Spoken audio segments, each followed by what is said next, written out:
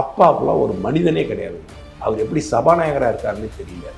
பத்திரிகையாளர்கிட்ட பரபரப்பை கலப்புறதுக்காக அவர் பேசிட்டு இருக்காரு. அவர் இன்னும் சபாநாயகராக 3 ஆண்டுகள் செயல்படலாமா? திமுகவின் மாவட்ட செயலாளராக செயல்படுகிறார் திரு அப்பாவு. கொலை குற்றங்கள் நடந்துக்கிட்டே தான் இருக்கும். அந்த குற்றத்துக்கு நடவடிக்கை எடுக்காங்கிறது தான் இது. தமிழ்நாட்டில் எந்த குற்றங்கள் நடந்தாலும் நடவடிக்கை எடுத்துக்கிட்டு இருக்கிறாங்க. நடவடிக்கை எடுக்காமல் இருந்தால் தான் நீங்கள் இதை ஏன் நடவடிக்கை எடுக்கலைன்னு சொல்லுங்கள். சட்டத்துறை அமைச்சர் அவர். கொலைகள் நடக்கிறதுலாம் சாதாரணம் தான். அப்புறம் எதுக்கு இது அதிமுக ஆட்சி காலத்தில் ஃபெலிக்ஸ் கொல்லப்பட்ட எதுக்கு நீங்கள் சிபிஐ விசாரணை கேட்டீங்க? அவங்க ஆட்சியில் நடந்தால் அப்படி பேசுவோம், நாங்கள் எதிர்கட்சி நடந்தால் இப்படி பேசுவோம். எங்கள் ஆட்சியில் கொலைகள் நடந்தால் கொலைகள் நடக்கும், நாங்கள் நடவடிக்கை எடுக்கிறோமா இல்லையான்னு பாருன்னா. போன ஆட்சியில் நடந்த கொலைகளுக்கெல்லாம் ஏன்டா பொங்குனீங்க? இன்றைக்கு 8 கோடி மக்களுக்கு தலைவராக தலைவர் தளபதி இருக்கின்றார். எனவே மக்கள் தொகை பல மடங்கு உயர்ந்திருக்கின்றது. இது போன்ற சம்பவங்களுடைய எண்ணிக்கையும் ஒரு சில கூடத்திலையும் குறைய செய்யும். ஆனால் அதற்கு அரசாங்கம் எந்த வகையிலும் பொறுப்பாக முடியாது. அரசு அனைத்தையும் வேடிக்கை பார்த்துக்கிட்டு இருக்கணும். காவல்துறையின் கைகள் கட்டப்பட்டிருக்கு. ஸோ அருவாளை எடுத்துகிட்டு ஒரு மனிதனை நடு ரோட்டில் வெட்டி கொள்ளலாங்கிற துணிச்சல், காவல்துறை செயல்படும், காவல்துறை நம்மளை பிடிக்கும், கண்டிக்கும், தண்டிக்குங்கிற பயம் இருந்தால் கொலை செய்யக்கூடிய ஒரு கூலிப்படையினருக்கு இந்த துணிவு எப்படி வரும்? இந்த ஆட்சி நடக்கலாமா? அராஜகம் நடக்குது. ஒவ்வொரு துறையிலையும் அராஜகம் நடக்குது. தருமபுரி, கிருஷ்ணகிரி அந்த 2 ஊர்களிலும் இருக்கக்கூடிய ஆலய நிலங்கள் இருக்கும்ல, அந்த நிலங்கள்ல இருக்கிற கனிம வளங்களை வெட்டி சுரண்டி வித்துருக்காங்க. அமைச்சர் சேகர்பாபு என்ன சொல்றாரு, நாங்க அந்த இடத்துல போய் ஹச்ஆர்என்சி இப்ப கல்லு போட்டுட்டோங்கிறாரு. ஹச்ஆர்என்சி பேர்ல கல்லு போட அது ஹச்ஆர்என்சி இடமா? இந்த சேகர்பாபுவோட அப்பா ஓட்டு சொத்தாது. அண்ணா யூனிவர்சிட்டியில செனட் மெம்பரா இருக்கக்கூடியவர் நடத்தக்கூடிய கல்லூரியில் வேலை செய்யக்கூடிய ஒரு நபர் 16 கல்லூரிகள்ல பேராசிரியராக இருக்கார். நீட்டுக்கு எதிராக இவ்வளவு பெரிய பிரச்சனை பேசினாங்கல்ல, இவ்வளவு பெரிய பொங்கி எழுந்தாங்கல்ல, ராகுல் காந்தியிலிருந்து ஸ்டாலின் வரைக்கும் நேற்று பேஞ்ச மலையில முளைச்ச காளான் அரசியலை பொறுத்த வரைக்கும் திரு விஜய் அவரு கொண்டு பிரச்சனை பண்றாரு. அதை ஒன்றிய அரசு மாத்தி பிடிச்சு மாத்தினது இந்திரா காந்தி. இந்திரா காந்தி மாத்தினாங்கன்னு சொல்றதுக்கு துப்புள்ள துணிவுள்ள நடிகர் விஜய். ஆம்பளையாக இருந்தால் திரு விஜய் இதையெல்லாம் கேள்வி கேட்கணும். அப்பதான் நீ ஒரு அரசியல் கட்சி தலைவனாக ஏற்கப்படுவாய். ஆம்ஸ்டாங் கொலையை சர்வகட்சி பிரச்சனை ஆக்கிட்டீங்க. ஆம்ஸ்டாங்க கொலை செய்ய அனுப்பினவன் எவன் இன்னும் கண்டுபிடிக்கல. இவன் கட்சிக்காரன் வழக்கறிஞர் பிரிவில் நிர்வாகியா இருக்கிறவன் மாட்டிக்கிட்டான். அவனை சார்ந்த ஒரு 3 திமுக காரன் மாட்டிக்கிட்டு இருக்கிறான். முன்னாள் அமைச்சர் நாசரோட நெருங்கி பலகணமா மாட்டிக்கிட்டான். இதை மறைக்கிறதுக்காக சர்வ கட்சிகளும் சேர்ந்து, சர்வ கட்சி தலைவர்களும் சேர்ந்து ஆம்ஸ்டாங்க கொலை பண்ணிட்டாங்கன்னு ஒரு பிம்பத்தை கட்டமைக்க முயற்சி பண்றாங்க. மொத்த மீடியாவையும் திமுக விலைக்கு வாங்கி 10 வருஷம் ஆச்சு. என்னைக்கு ஜெயலலிதா அம்மா இறந்து போனவங்களோ, என்னைக்கு எடப்பாடி தலைமையில் ஒரு ஆட்சி அமைஞ்சதோ, பத்திரிகைக்காரர்களுக்கெல்லாம் அரசு மேலே இருக்கக்கூடிய, எதிர்கட்சிகளுக்கு மேலே இருக்கக்கூடிய பயம் போயிடுச்சு. மணல் திருடுறியா, நீ திருடிக்க. நீ டயர் திருடுறியா, திருடிக்க. நீ கொழுப்பு திருடுறியா, திருடிக்க. ஆனால் எங்கள் குடும்பத்தை டிஸ்டர்ப் பண்ணுறாங்க. எங்கள் அப்பாவுக்கு அப்புறம் நான், எனக்கு அப்புறம் ஏமவன், ஏமவனுக்கு அப்புறம் அவமவன், அவமவனுக்கு அப்புறம் அவமவன், எங்கள் கட்டுப்பாட்டுக்குள்ள கட்சி இருக்கு. நீ அமைச்சரா, உன் மாவன் மாவட்ட செயலாளர், நீ எம்எல்ஏவா, உன் புள்ள எம்பி, சேர்ந்து குடும்பமா கூட்டு சேர்ந்து கொள்ளை அடிக்கப்பா. யாராச்சும் ஆம்பளை இருக்கான திமுகல? 2ஆம் கட்ட தலைவர்கள் சொல்லக்கூடிய எவனாச்சும் ஆம்பளைங்க இருக்கான திமுகல? இன்பநிதி எங்கேயோ ஒரு பொண்ணோட காதலிக்கிற போட்டோலாம் வந்துச்சு, அந்த வீடியோக்கள்லாம் வந்துச்சு. அந்த பொண்ணை கூட நாளைக்கு அழைச்சிட்டு வீரத்தமிழச்சின்னு சொல்லி அவருக்கு கட்சி தலைவர் பதவியை கொடுத்து அந்த பொண்ணு முதலமைச்சர் ஆக்கினாலும் நீங்கள்லாம் வாழ்வு கோஷம் தான் போடுங்க.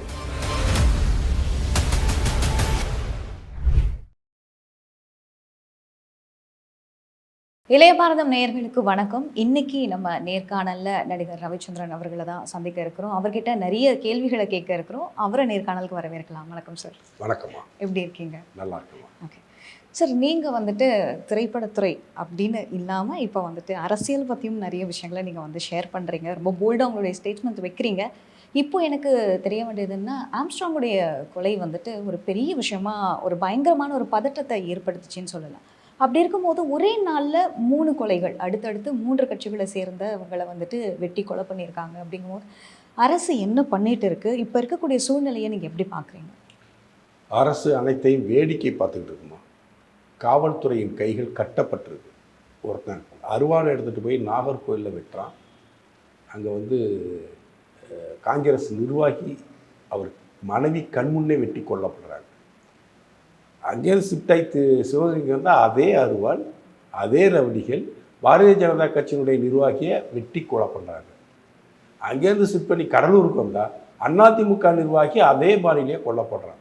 ஸோ அருவாளை எடுத்துகிட்டு வந்து ஒரு மனிதனை நடு ரோட்டில் வெட்டி கொள்ளலாங்கிற துணிச்சல் கொலைக்காரனுக்கு எப்படிமா வரும்?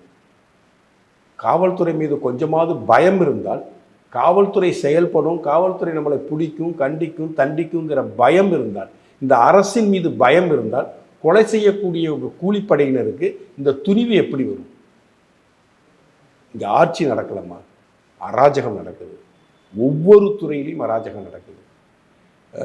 நேற்று ஒரு செய்தி பார்த்தேன்.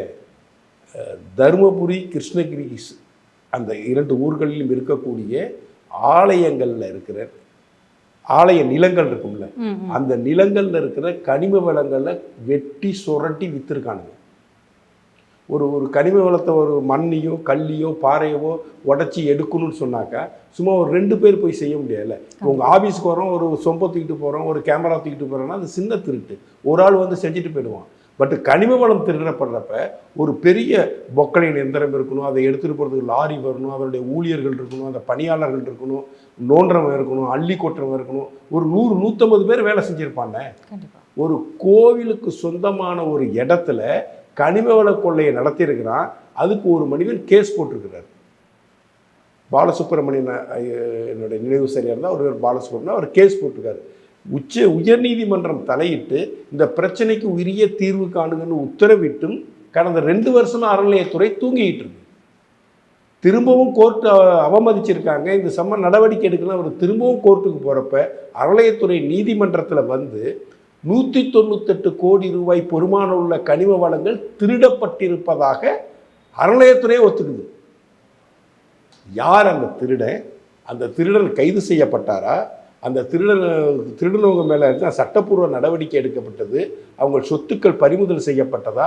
அவங்க மேலே என்ன வழக்கு வாய்தா வந்துச்சு? இதுவரைக்கும் எந்த டீட்டெயிலும் இல்லை. அமைச்சர் சேகர்பாபு என்ன சொல்கிறாரு, நாங்கள் வந்து அந்த இடத்துல போய் ஹச்ஆர்என்சின்னு இப்போ கல் போட்டுட்டோங்கிறாரு. ஹச்ஆர்என்சி பேரில் கல் போட அது ஹச்ஆர்என்சி இடமா? இந்த சேகர்பாபுவோட அப்பா விட்டு சொத்தா? அது இல்லை முக ஸ்டாலினோட அப்பா விட்டு சொத்தா? இல்லை உதயநிதி ஸ்டாலினோட அப்பா விட்டு சொத்தா? அது கோயில் இடம், அறநிலையத்துறைக்கு ஏதுமா இடம்? ஸோ ஒரு கனிம வளத்தை ஒரு 100-150 ஊழியர்களை வச்சு பெரிய பெரிய லாரிகளையும் பொக்லைன் எந்திரங்களையும் கொண்டு வந்து ஒருத்தர் சுரண்டியை அடித்து உடச்சி திருட முடியும் என்கின்ற துணிச்சல் எங்கேருந்து வருது? ஆட்சியாளர்கள் அவருக்கு துணையாக இருக்காங்க, கொலகாரர்களுக்கு ஆட்சியாளர்கள் துணையாக இருக்காங்க, கஞ்சா விற்பவனுக்கு ஆட்சியாளர்கள் துணையாக இருக்கிறார்கள், கள்ளச்சாராய விற்பவனுக்கு ஆட்சியாளர்கள் துணையாக இருக்கிறாங்க. இதெல்லாம் சேர்ந்து தான் தவறு செய்பவருக்கு இந்த ஆட்சியின் மீது பயம் இல்லை, பயமே இல்லை. அந்த பயமின்மையின் காரணமாக திமுக ஆட்சியில் நம்ம என்ன வேணாலும் செய்யலாம், நமக்கு அரசியல் பாதுகாப்பு கிடைக்கும், அதன் மூலயமா நம்ம வெளியே வந்துடலாம், தப்பிச்சிடலாங்கிற எண்ணமும் பயமின்மையும் இதே போன்ற அட்டூழியங்கள் தொடர்ந்து நடைபெறுவதற்கான முக்கிய காரணமாக நான் பார்க்குறேன். இப்போ சமீபத்தில் அண்ணா யூனிவர்சிட்டியே துணைவேந்தர் போய் பல கல்லூரிகளில் ஆய்வு நடத்தி ஒரே ப்ரொஃபஸரு 16 காலேஜில் ப்ரொஃபஸராக இருக்கார், ஒரே ப்ரொஃபஸரு 8 காலேஜில் ப்ரொஃபஸராக இருக்கார். அப்படின்னா ஆய்வு நடத்தணும்னு இன்டர்வியூ கொடுத்தாரு. இது என்னன்னு உள்ளே போய் நோண்டி பார்த்தாக்கா அறப்போர் இயக்கம் தான் இந்த பிரச்சனையை முதல்ல வெளியே கொண்டு வராங்க. அண்ணா யூனிவர்சிட்டியில் செனட் மெம்பராக இருக்கக்கூடியவர் நடத்தக்கூடிய கல்லூரியில் வேலை செய்யக்கூடிய ஒரு நபர் 16 கல்லூரிகளில் பேராசிரியராக இருக்கார். புரியுதுங்களா உங்களுக்கு? நீட்டுக்கு எதிராக இவ்வளோ பெரிய பிரச்சனை பேசினாங்கல்ல, இவ்வளோ பெரிய பொங்கி எழுந்தாங்கல்ல, இந்த பிரகாஷ்ராஜ் பையன், சத்யராஜ், விஜய், சித்தார்த்து, இந்த ஆளுங்கள்லாம் குதிக்கிறாங்கல்ல நீட்டுக்கு எதிராக. நீட்டு என்பது தேசம் முழுவதும் 23 லட்சம் மாணவர்கள் மாணவிகளுக்கு மேல் எழுதக்கூடிய ஒரு தேர்வு. அந்த தேர்வை நடத்துறது ஒரு அமைப்பு. அந்த அமைப்பு மூலியமாக கொஸ்டின் பேப்பர் லீக் ஆகலை, அச்சடிக்கப்பட்ட இடத்திலிருந்து அந்த கொஸ்டின் பேப்பர் லீக் ஆகலை.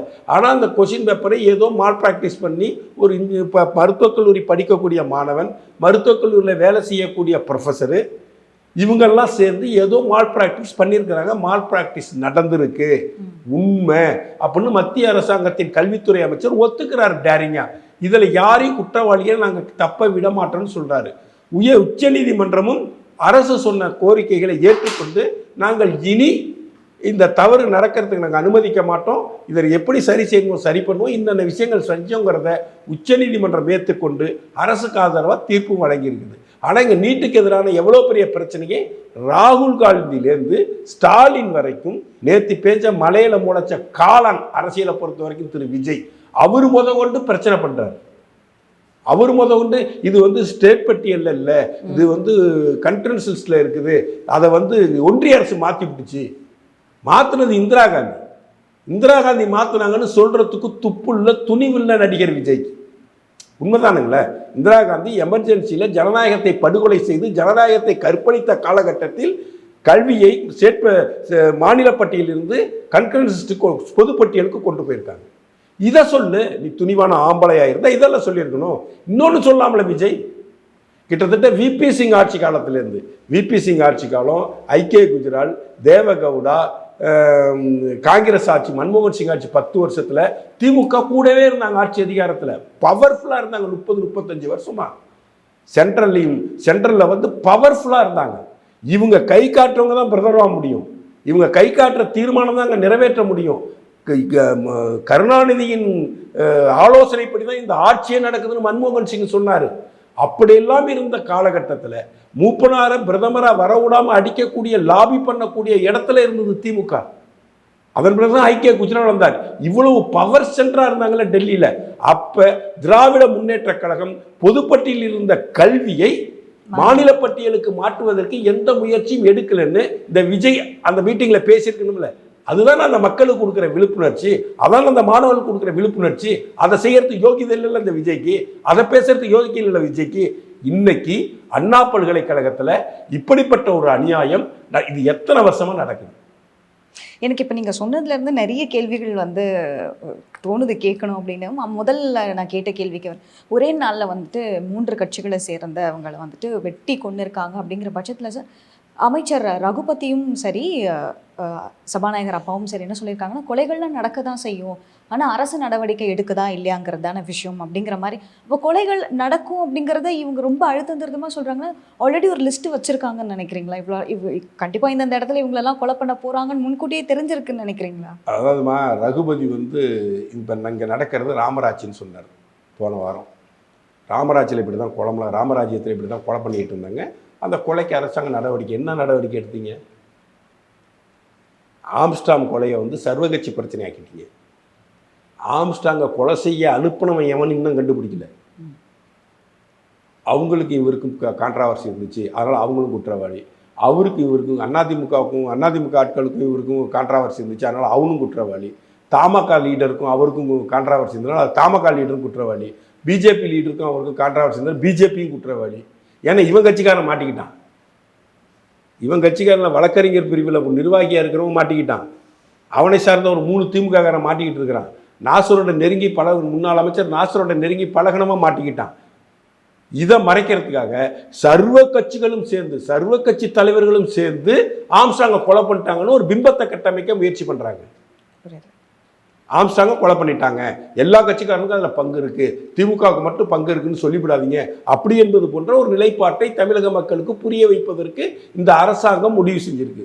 அப்பாவெல்லாம் ஒரு மனிதனே கிடையாதுங்க. அவர் எப்படி சபாநாயகராக இருக்காருன்னு தெரியல.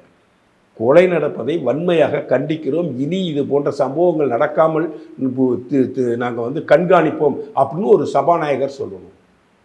அந்த சபாநாயகர் என்ன சொன்னார்? ஈடிக்காரவங்க என்னக்கிட்டே ரைடு வரும், எனக்கிட்ட பணம் கொடுங்கன்னு என்னை மிரட்டினாங்க அப்படின்னு சபாநாயகர் சொல்கிறார். இது சபாநாயகரோட பேச்சா? சபாநாயகர் இதை சட்டசபையில் சொல்லியிருக்கலாம்ல. சபாநாயகர் இதை போல் அந்த வந்த காலை ட்ரேஸ் அவுட் பண்ண சொல்லி அந்த காலை பண்ணவன் யாருன்னு பிடிச்சி கொடுத்துருக்கலாம்ல.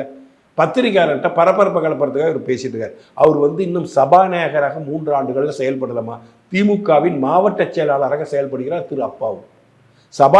சபாநாயகருக்குரிய மாண்பை குலைத்து மரியாதையை கெடுத்து சபாநாயகர் பதவியை துச்சமென காலில் போட்டு மிதிக்கக்கூடிய மனிதனாக திரு அப்பாவு அவர்களின் அரசியல் நிலைப்பாடுகள் இருக்குது. காவேரியில் தண்ணி கொடுக்க மாட்டேங்கிறான். யாரு கொடுக்க மாட்டேங்கிறா? மத்திய அரசாங்கம் நீர் மேலாண்மை ஆணையத்தை அமைச்சிருச்சு, காவிரி மேலாண்மை வாரியத்தை அமைச்சிருச்சு. ஆணையம் தண்ணி கொடுக்க சொல்கிறான், கர்நாடகா தண்ணி கொடுக்க மாட்டேங்கிறான். அதுக்கு மத்திய அரசாங்கம் கண்டித்து தீர்மானம் நிறைவேற்றினவர் தான் இந்த அப்பாவு. அதை எய்த்து பேசின திருமதி வானதி சீனிவாசன் அக்காவை, உனக்கு தண்ணி வேணுமா வேண்டாமா அதை மட்டும் சொல்லு, தண்ணி வேணுமா வேண்டாமா அதை மட்டும் சொல்லு சட்டசபையில் கேட்டவர் அந்த மனிதன். உண்மையை பேச விடுறதில்லை. அவர் சபாநாயகரை இருக்க தகுதியற்ற மனிதனாக இந்த ஸ்டேட்மெண்ட்லேருந்து எடுத்துக்கலாம். அதே சபாநாயகர் அந்த பகுதியில் இருந்த கனிம வள கொள்ளை நடந்துச்சு, அதுக்காக உள்ள கலெக்டர் நடவடிக்கை எடுத்து கனிம வள கொள்ளை நடந்த கனிம குவாரிகளை மூடிட்டார். ஒரு பப்ளிக் மீட்டிங்கில் எம்எல்ஏ எம்பி இவர் எல்லாம் கலந்துக்கிட்ட ஒரு மீட்டிங்கில், அரசு விழாவில் கலெக்டரை பக்கத்தில் உட்கார வச்சுக்கிட்டு அந்த குவாரியெல்லாம் எப்போ திறக்க போகிறேன்னு கேட்டார். தப்பு பண்ணியிருக்கிறான். ஆர்டர் கொடுத்ததுக்கு மேலே சுரண்டி அள்ளி இருக்கிறான், வெட்டி அள்ளி இருக்கிறான். ஆர்டர் வாங்காத இடத்துல, உரிமம் இல்லாத இடத்துல வெட்டி எடுத்திருக்கிறான். இதெல்லாம் ஒரு மாவட்ட ஆட்சித்தலைவர் கண்டுபிடிச்சு அந்த குவாரிகளை இழுத்து மூடி இருக்காரு. அந்த குவாரிகளுக்கு 100 கோடி 200 கோடின்னு பெனால்ட்டி போட்டுருக்குறாங்க. அந்த குவாரிகளுக்கு வேலை செஞ்ச ஆட்களுக்கு வேலை இல்லாமல் தவிக்கிறாங்க. நீ எப்போ திறக்க போறன்னு கேட்டவர் தான் இந்த அப்பா. இப்படிப்பட்ட மனிதர் தான் இங்கே சபாநாயகராக இருக்கார். சட்டத்துறை அமைச்சர் அவர். கொலைகள் நடக்கிறது தான் சாதாரணம் தான். அப்புறம் எதுக்கு இது அதிமுக ஆட்சி காலத்தில் வந்து ஃபெலிக்ஸ் கொல்லப்பட்டப்ப, ஃபெலிக்ஸ் அவங்க அப்பாவும் கொல்லப்பட்டப்ப எதுக்கு நீங்கள் சிபிஐ விசாரணை கேட்டீங்க? எதுக்கு கேட்டீங்க? ஆசிஃபான்னு ஒரு பொண்ணு செத்து போயிட்டான், கொண்டு விட்டானுங்க ஏதோ தப்பு பண்ணி காஷ்மீரில். அதுக்காக கனிமொழி எதுக்கு தீமை ஏற்றிக்கிட்டு கவர்னர் மாளிகையை நோக்கி ஊர்வலம் போனாங்க? உத்தரப்பிரதேசத்தில் வந்து 2 பெண்களை கடத்து விட்டான், ஒரு பெண்ணை வந்து வயலில் வச்சு வெட்டி கொண்டு விட்டான். அது வந்து யோகி ஆதித்யநாத்தும் நரேந்திர மோடியும் சேர்ந்து அந்த கொலையை பண்ணது போல இங்கே எவ்வளோ பெரிய பிரச்சனையை பண்ணானுங்க. கலவரம் நடந்தால் துப்பாக்கி நடக்க தான் செய்யும். அதுக்கு நாங்கள் நடவடிக்கை எடுத்தோமா இல்லையான்னு அன்றைக்கி எடப்பாடி கேட்டிருந்தா அவனை சும்மா இருந்திருப்பாங்களா? அதுக்கு சிபிஐ விசாரணை கேட்டு பொங்கி எழுந்தானுங்கள்ல. அவங்க ஆட்சியில் நடந்தால் அப்படி பேசுவோம், நாங்கள் எதிர்கட்சி நடந்தால் இப்படி பேசுவோம். எங்கள் ஆட்சியில் கொலைகள் நடந்தால் கொலைகள் நடக்கும், நாங்கள் நடவடிக்கை எடுக்கிறோமா இல்லையான்னு பாருன்னா. போன ஆட்சியில் நடந்த கொலைகளுக்கெல்லாம் ஏன்டா பொங்குனீங்க? ஏன் பொங்குனீங்க? இன்னைக்கு ஒரு திரும்ப திரும்ப சொல்கிறது எனக்கு வேதனையான விஷயம். கிட்டத்தட்ட 400 கல்லூரிகள்மா தமிழ்நாட்டில் அண்ணா யூனிவர்சிட்டியின் கீழ் இயங்கக்கூடியது 400 கல்லூரிகள். 400 கல்லூரிகளிலும் கிட்டத்தட்ட 4000க்கு மேற்பட்ட மாணவர்கள் படிக்கிறாங்க. அந்த மாணவர்களின் எதிர்காலத்தை சூனியமாக்கக்கூடிய செயலை இவங்க செஞ்சிருக்கிறாங்க. இப்போ எனக்கு அதுவுமே ஒரு கேள்வியாக இருக்குது. நீங்கள் சொல்கிற மாதிரி இவ்வளவு கல்லூரிகள் இருக்குது. ஒரு நார்மல் ஒரு இன்ஜினியரிங் சீட்டு வாங்கணும் அப்படின்னா கூட சில பேரால் டொனேஷன் கொடுத்து தான் போயிட்டுருக்காங்க. சில பேர் வந்து கட் ஆஃபில் அதிகமாக வாங்கிட்டு கவுன்சிலிங்கில் போகிறாங்கங்கிற பட்சத்தில் இவ்வளவு காசுகள் வந்துட்டு ரொம்ப கஷ்டப்பட்டு ஒருத்தவங்களும் பே பண்ணுறாங்க. அவங்களுக்கு கொடுக்கறதுக்கு ஒரு ஆசிரியர் இல்லையா? ஒரு முழு நேரமாக அந்த மாணவர்களுக்காக சொல்லி கொடுக்கறதுக்கு ஒரு ஆசிரியர், அவ்வளோ தட்டுப்பாடு இருக்கா? இல்லை அரசு வந்துட்டு ஒரு ரொம்ப மெத்தனை போக்கா வந்துட்டு படித்தா என்ன படிக்கலன்னா என்ன அப்படிங்கிற மாதிரி இருக்கு? மாதிரி தவறு நடந்திருக்கு, வைஸ் சான்சலரே ஒத்துக்கிட்டார், ரைட்டுங்களா? தவறு செய்த கல்லூரியில் மீது என்ன நடவடிக்கை எடுத்தீங்க? தவறு செய்த கல்லூரியில் தாளாளர், செக்ரட்டரி, பிரின்சிபல் இவங்க மேலே என்ன நடவடிக்கை எடுத்தீங்க? அந்த கல்லூரியில் நான் சீஸ் பண்ணிருக்கோம்ல, அந்த ஃபோர்ஜரி பண்ண ஆதார் நம்பரெல்லாம் இது பண்ணி மாஃபிங் பண்ணி மாற்றி கொடுத்துருக்காமா எல்லா இடத்துலையும். ஆதார் எண்ணை மாஃபிங் பண்ணி ஃபோட்டோ ஸ்டைலை மாற்றி எல்லாம் ஃபோர்ஜரி பண்ணி ரெக்கார்ட்ஸ் கொடுத்துருக்காங்க ஒவ்வொரு கல்லூரிக்கும். கல்வித்துறை இதை கூட கவனிக்காமல் அவ்வளோ மோசமாக அவர் செம்மண் திருடுறதுக்கான அவர் தயாராக இருக்காரு. உயர்கல்வித்துறை அமைச்சருக்கு செம்மண் திருடணும், கவர்னர்கிட்ட சண்டை போடணும், கவர்னரை அசிங்கப்படுத்தணும், ஜெயிலுக்கு போனால் பொண்டாட்டியை ஜெயிலில் குற்றவாளி ஆக்கிட்டு தான் தப்பிச்சு வந்து மினிஸ்டர் ஆகணும். இதுக்கு மெனக்கெட தானே பொன்முடிக்கு நேரம் சரியா இருக்குது. இவங்களெல்லாம் பாதுகாக்க தானே மு.க. ஸ்டாலினுக்கு நேரம் சரியா இருக்குது. இவங்க மாணவர்கள் நலனை என்னைக்குமா பார்த்துருக்காங்க? நேற்று தான் திரு மாரிதாஸ் அவர்கள் ஒரு பிரமாதமான வீடியோ வெளியிட்டிருந்தார். ஸ்மார்ட் வகுப்புகள் நடத்துவதற்கு மத்திய அரசாங்கம் தமிழ்நாட்டுக்கு 2000 கோடி ரூபாய் நிதி ஒதுக்கிறது. அதுக்கு அந்த ஸ்மார்ட் வகுப்புகளை நடத்துறதுக்கும் அந்த ஸ்மார்ட் போர்டுகள் வாங்குறதுக்கும் கேரளாவில் உள்ள ஒரு அரசு நிறுவனத்துக்கு ஆர்டர் கொடுக்குறாங்க. அந்த அரசு நிறுவனம், கேரளாவில் இருக்கக்கூடிய அந்த அரசு நிறுவனம் யாருக்கிட்ட இந்த மெட்டீரியல் வாங்குதுன்னா பினராயி விஜயன் என்கின்ற கேரளாவின் முதலமைச்சரின் மருமகனுடைய மாமனார் கம்பெனிலேருந்து வாங்குறாங்க. மகனுடைய சம்பந்தி கம்பெனிலேருந்து, பினராயி விஜயனுடைய சம்பந்தி கம்பெனிலேருந்து தான் அந்த கேரளா நிறுவனம் எல்லா மெட்டீரியலையும் வாங்குறாங்க. கனெக்ஷன் புரியுதா உங்களுக்கு?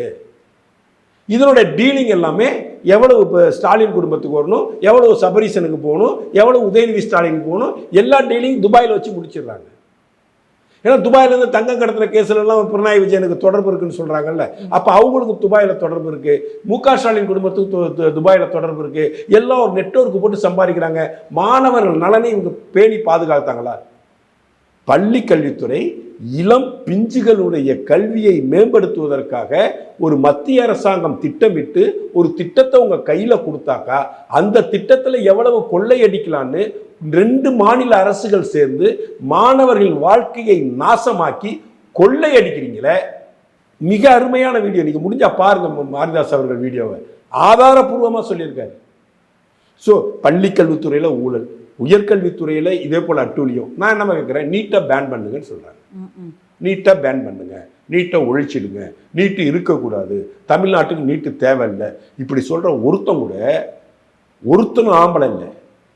இப்படி சொல்கிற ஒருத்தனாச்சும் ஆம்பளையாக மனுஷனாக இருந்திருந்தான்னா ஏகே ராஜனை வச்சு ஒரு ஆய்வறிக்கை தயார் பண்ணாங்கல்ல கமிஷன் போட்டு. அந்த ஆய்வறிக்கை தூக்கிட்டு அவன் உச்சநீதிமன்றம் போக வேண்டியதானே?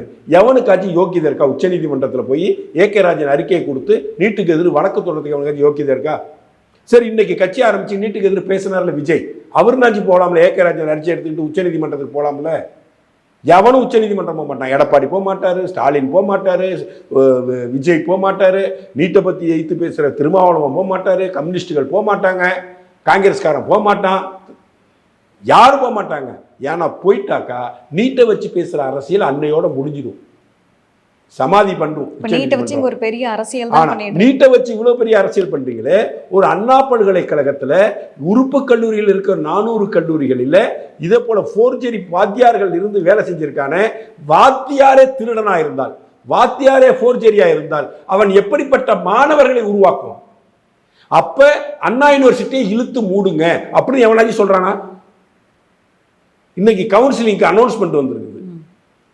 ஏண்டா கிட்டத்தட்ட 300 ஆசிரியர்கள் புறம்போக்குத்தனமாக ஃபோர்ஜரி பண்ணி ரெக்கார்டை மாற்றி தன்னுடைய அடையாளங்களை மறைத்து ஒரே ப்ரொஃபஸர் 15 கல்லூரி 10 கல்லூரி 7 கல்லூரியில் வேலை பார்த்துருக்கிறான். இப்போது ஒரு பெரிய பிரச்சனை வந்திருக்கு.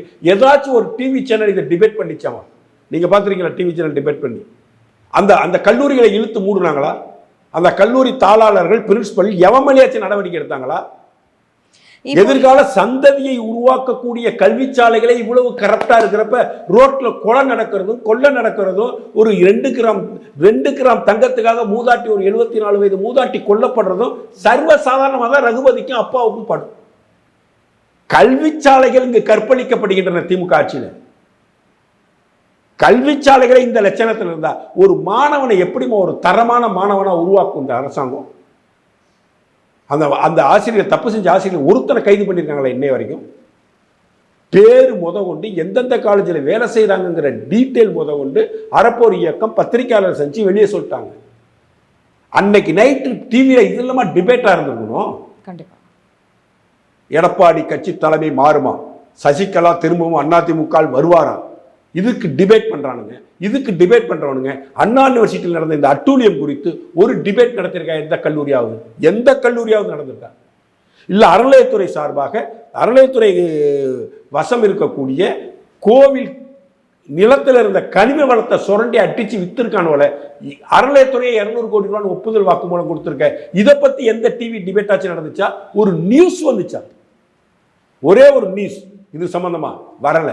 இப்போ நீங்க சொல்ற இந்த விஷயத்துல இருந்து நான் ஒரு விஷயம் கேட்கணும். என்னன்னா, இப்ப இருக்கக்கூடிய ஊடகங்கள் எல்லாமே வந்துட்டு திமுகவுக்கு ஆதரவா செயல்படுறாங்க. அவங்க என்ன பேசணும்னு நினைக்கிறாங்களோ அதை மட்டும்தான் ஊடகம் வெளிக்காட்டுறாங்களே தவிர்த்து வேற எந்த ஒரு கேள்வியும் முன்வைக்க மாட்டேங்கிறாங்க அப்படின்னு நீங்க நினைக்கிறீங்களா? அதான் நம்ம உண்மை. மொத்த மீடியாவையும் திமுக விலைக்கு வாங்கி 10 வருஷம் ஆச்சு. என்னைக்கு ஜெயலலிதா அம்மா இறந்து போனாங்களோ, என்னைக்கு எடப்பாடி தலைமையில் இங்கே ஒரு ஆட்சி அமைஞ்சதோ, பத்திரிகைக்காரனுக்கெல்லாம் அரசு மேலே இருக்கக்கூடிய எதிர்கட்சிகள் மேலே இருக்கக்கூடிய பயம் போயிடுச்சு. அப்போ மொத்த பத்திரிகை துறையையும் விலைக்கு வாங்கி ஒரு நியூஸ் சேனலில் கொடுக்குற சம்பளத்தை விட அந்த எடிட்டருக்கு திமுக கொடுக்குற சம்பளம் ஜாஸ்தி.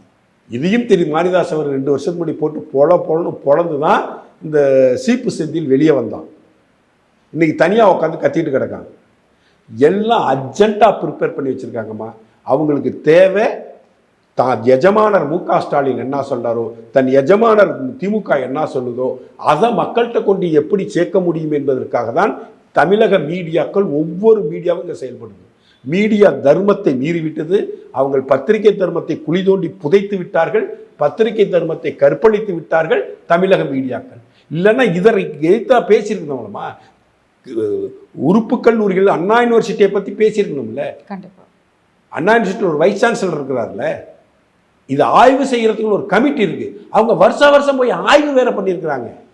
அப்ப எந்த வருஷத்திலிருந்து ஊழல் நடக்குது, எந்த வருஷத்திலிருந்து அட்ராசிட்டி நடக்குது, அந்த வருஷத்துல அங்க ஆய்வு செய்ய போன யாரெல்லாம் அதிகாரிகள் போனாலும் அவங்க மேல நடவடிக்கை எடுக்கணும்ல. சும்மா ஒரு கண் துடைப்பு மாதிரி அப்படியே போயிட்டு போக மேலோட்டமா வேண்டியது இந்த காலேஜ் கெஸ்ட் ஹவுஸ்ல படுத்து தூங்க வேண்டியது, அவன்கிட்ட கொடுக்குற சிக்கன் பிரியாணி மட்டன் பிரியாணி சாப்பிட்டுட்டு ஏறிச்சு கையெழுத்து போட்டு வந்துட வேண்டியது. இதுதான் ஆய்வு. இதுதான் ஆய்வு. இனி பெற்றோர்கள் விழிப்புணர்வுடன் இருக்கணும். அவ்வளவுதான். நம்மளை பார்த்துக்கணும். என்னை எவனாச்சும் வெட்டாம நான் தான் பார்த்துக்கணும். என்ன என் பிள்ளைய காப்பாற்றணும் என் பொறுப்பு. நான் கல்லூரிக்கு போகணும், நான் காலேஜை பார்க்கணும், உன் ப்ரொஃபஸர் லிஸ்டெல்லாம் கொடுத்து நான் ஆய்வு பண்ணணும். நீ எந்த காலேஜில் ஃபோர்ஜரியா இன்னொரு காலேஜில் வேலை செய்யறியான்னு நான் கேட்டு தெரிஞ்சுக்கணும். இவனுவோ கல்வியை பற்றியும் மத்திய அரசாங்கத்தை பற்றியும் நீட்டை பற்றியும் பேசிட்டு அடைகிறானுங்களே, இதை பற்றி எவனாச்சும் பேசுகிறானு? இந்த முத்தரசன் பேசுகிறாரா, பாலகிருஷ்ணன் பேசுகிறாரா, திருமாவளவன் பேசுகிறாரா, யாராச்சும் பேசுகிறாங்களா? சனாதனத்தை வேற இருப்போமா ஒருத்தன், சனாதனத்தை ஒழிப்போமா ஒருத்தன். அதுவாட மக்களுக்கு இங்கே தேவை? ஏன்னா ஒரு கல்லூரி, ஒரு பெரிய யூனிவர்சிட்டி, அப்துல் கலாம் அவர்களால் வழிநடத்தப்பட்ட ஒரு யூனிவர்சிட்டி. அந்த யூனிவர்சிட்டியில் இப்படிப்பட்ட மோசமான சூழ்நிலை நடந்து அந்த மாணவர்கள் இவ்வளோ பெரிய பாதிப்புக்குள்ளாகிறாங்க. இந்த மாணவர்கள் எதிர்காலத்தை நாசமாக்கக்கூடிய செயலை செஞ்சிருக்கிறான். அந்த யூனிவர்சிட்டி நிர்வாகத்தின் மீது நடவடிக்கை எடுக்கணுமா வேண்டாமா? அந்த கல்லூரிகள் மீது நடவடிக்கை எடுக்கணுமா? என்ன நடவடிக்கை தமிழக அரசாங்கம் எடுத்திருக்கு? ஒன்றும் எடுக்கல. எவனாச்சும் கேள்வி கேட்டிருக்கான்? இப்போ நடவடிக்கை அப்படிங்கிறத தாண்டி சார், தமிழ்நாட்டில் வந்து நீங்கள் சொன்ன மாதிரி தொடர் கொலைகள் ஒரு பக்கம், போதை கலாச்சாரம் வந்து இப்போது அதிகமாகிடுச்சு அப்படின்னு சொல்லலாம். இன்னொரு பக்கம் வந்து மற்ற பிரச்சனைகள், நில அபகரிப்பு, அது இதுன்னு சொல்லி இவ்வளோ பிரச்சனைகள் இருக்குது. இருந்துமே முதல்வர் ஸ்டாலின் அவர்கள் ஏன் வந்துட்டு அமைச்சர்களை அழைச்சி ஒரு மீட்டிங்கோ பேசுகிற இதை பற்றியான விஷயங்களை பேசுகிறதோ, இல்லை ஊடகத்தில் வந்துட்டு இந்த இதுக்கு ஏதாவது ஒரு பதில் கொடுக்கறதோ ஏன் பண்ண மாட்டேங்கிறாருன்னு நினைக்கிறேன். அவருக்கு ஃபோட்டோ ஷூட் எடுக்கிறதுக்கே நேரம் சரியாக இருக்குமா? இதெல்லாம் வந்து இந்த பிரச்சனைலாம் பேசுறதுக்காக நாங்கள் முதலமைச்சர் ஆனோம். மருமகன் சம்பாதிக்கணும், மகன் சம்பாதிக்கணும், இன்னும் 10-15 தலைமுறைக்கு திமுக கருணாநிதி குடும்பத்தில் கட்டுப்பாட்டில் இருக்கணும். அதுக்கு என்ன செய்யணும்? அதுக்கு யாரெல்லாம் விலைக்கு வாங்கணும்? அப்போ திமுக கட்சிக்காரன் யாரும் எதிர்த்து கேள்வி கேட்கக்கூடாது. அப்போ அவன் செய்கிற அட்டூழியங்கள் எதையும் கண்டுக்கக்கூடாது. மணல் திருடுறியா? நீ திருடிக்க. நீ டயர் திருடுறியா? திருடிக்க. நீ வந்து கொழுப்பு திருடுறியா? திருடிக்க. ஆனால் எங்கள் குடும்பத்தை டிஸ்டர்ப் பண்ணாத. எங்கள் அப்பாவுக்கு அப்புறம் நான், எனக்கு அப்புறம் ஏமாவன், ஏமாவனுக்கு அப்புறம் அவன், அவனுக்கு அப்புறம் அவன், எங்கள் கட்டுப்பாட்டுக்குள்ளே கட்சி இருக்கணும். இதுக்கு தொந்தரவு பண்ணாம அவன் என்ன நான் திருடணுமோ திருடிக்கிங்க. நாடும் நாட்டு மக்களும் நாசமா போகட்டும், என் குடும்பம் நல்லா இருக்கும். இதுதான் திராவிட மாடல். தலைமை மட்டும் ஒண்ணு, கீழே வந்து தனித்தனி ராஜ்யங்கள் மாதிரி நீ நடத்திக்க. நீ நடத்தி அடிக்கிற கொள்ளையில எனக்கு ஒரு பர்சன்டேஜை கொடுத்துரு. நான் உன்னை கேள்வியெல்லாம் கேட்க மாட்டேன். இந்த அநியாயம் பற்றிலாம் யார்ட்டையும் நான் டிஸ்கஸ் பண்ண மாட்டேன். கொலை நடக்க தான் நடந்துட்டு போகுது, கொள்ளை நடிக்க தான் நடந்துட்டு போகுது, கள்ளச்சாராயம் தான் வித்துட்டு போகிறான், சிந்தட்டிக்கு போதைப் பொருட்களை ஒரு விற்கிறவனை கொடுத்து கட்சியில் கொடுத்து பதவியை கொடுத்து பாதுகாத்து அவனை வச்சுருப்போம். அவன் படத்துலேருந்து மருமக படம் எடுத்தால் தாராளமாக எடுக்கட்டும், எது நடந்தாலும் நடக்கட்டும். ஆனால் என் குடும்பம் சேஃப்டியாக இருக்கணும், என் மருமக புள்ள நிறையா சம்பாதிக்கணும். இப்போ 20 கோடி ரூபாய்க்கு வாட்ச் கட்டணும், 10 கோடி ரூபாய்க்கு ஷூ போடணும். என் மருமக புள்ள சந்தோஷமாக இருக்கணும், என் மகன் சந்தோஷமாக இருக்கணும், என் மகன் சந்தோஷமாக இருக்கணும், என் வாரிசுகள் இந்த நாட்டை ஆளணும். திமுக கட்சி என்கின்ற அந்த கட்சியை என் குடும்ப கட்டுப்பாட்டுக்குள்ளே வச்சிருக்கணும். என் குடும்பம் மட்டுமே அதுக்கு தலைமை பொறுப்பில் இருக்கணும். அதற்காக நான் எந்த தியாகத்தையும் செய்வேன். இந்த நாட்டு மக்களை பற்றியோ, என் மொழி பற்றியோ, இந்த நாட்டில் இருக்கும் கல்வி பற்றியோ, இந்த நாட்டில் இருக்கக்கூடிய சட்டம் ஒழுங்கு பிரச்சனை பற்றியோ எனக்கு எந்த கவலையும் இல்லை என்று ஒரு அழகா ஒரு பொம்மை முதலமைச்சர் இந்த மாநிலத்தை ஆண்டுகிட்டு இருக்காரு. இந்த மக்கள் இந்த போதையிலேருந்து வெளியில வரணும்.